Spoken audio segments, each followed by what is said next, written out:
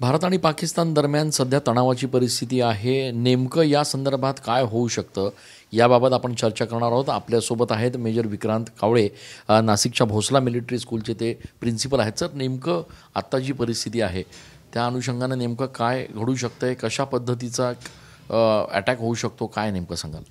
पाकिस्ताननं आगळीक केलेली आहे, त्याला प्रत्युत्तर भारत तर देणारच आणि ते द्यायलाही पाहिजे। त्याची सुरुवात आपण सिंधू पाणी करार यापासून आपण थांबून ते पाणी त्यांच्याकडून थांबवून केलेली आहे आणि त्याच्यानंतर आज दिवसभरात लगातार वेगवेगळ्या बैठका वेगवेगळ्या स्तरावरच्या सुरू आहेत आणि त्यावरून असंच लक्षात येतं की लवकरच एक मोठा हमला, मोठा अटॅक भारताकडून पाकिस्तानवर होणार आहे आणि पाकिस्तानही त्याच्यापासून घाबरलेला आहे। पाकिस्तानही वेगवेगळ्या स्रोतांकडून माहिती मिळवतोय आणि तोही म्हणतोय की भारत 24 ते 36 तासाच्या आत आमच्यावर आक्रमण करणार आहे।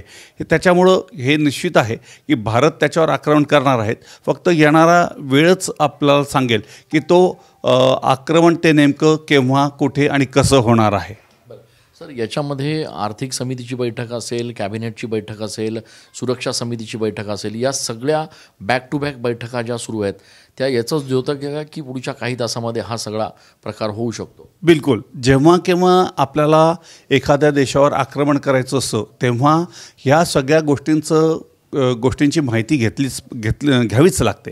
म्हणजे सुरक्षा समिती काय म्हणते की ते आक्रमण करायला तयार आहेत का नाही, किती वेळ त्यांना लागणार आहे या बाबतीत त्यांची पण माहिती घ्यावी लागते।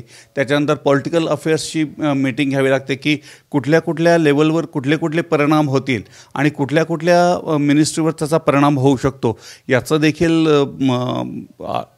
अंदाज घेतला जातो। त्याच्यानंतर मग आर्थिक समितीची पण बैठक घेतली जाते की आपण हे युद्ध किती काळ लढू शकू आणि कसं लढू शकू याचा देखील अंदाज घेतला जातो। त्याच्यानंतर मग परराष्ट्र व्यवहार मंत्री देखील माहिती याच्यात देत असतात की आंतरराष्ट्रीय स्तरावर त्याचे काय परिणाम होतील। म्हणजे चीन त्याच्यात मध्ये घुसणार आहे का किंवा अमेरिकेचा सपोर्ट पाकिस्तानला मिळणार आहे का भारताला मिळणार आहे, या सर्वांबाबतच माहिती आपल्याला घ्यावी लागते आणि ती घेऊनच नंतर मग आपण कुठल्याही आक्रमणाची स्टेप आपण उचलू शकतो। एकूणच एअर स्ट्राईक आपण बघितलं, सर्जिकल स्ट्राईक बघितलं, त्याच पद्धतीनं आता काहीतरी मोठं होणार अशा पद्धतीचा एक अंदाज वर्तवला जातोय। POK पूर्णपणे ताब्यात घेतला जाईल असं देखील काहींचं मत आहे। नाही, मला नाही वाटत POK आपल्या ताब्यात घेण्याचा आपण प्रयत्न वगैरे करू म्हणून।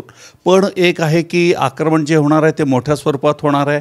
कदाचित त्याच्यात आर्मी, नेव्ही, एअरफोर्स हा तिघांचाही सहभाग असणार आहे आणि ज्यावरून आपल्या ह्या तीनही दलांची तयारी सुरू आहे त्यावरून असं वाटतं आहे की हे तीनही दल एकत्रितरित्या पाकिस्तानवर आक्रमण करतील आणि एकच दणका असेल पण त्या ह्याच्यात पाकिस्तानला पूर्ण नामोहरम करण्याचा प्रयत्न आपला असेल।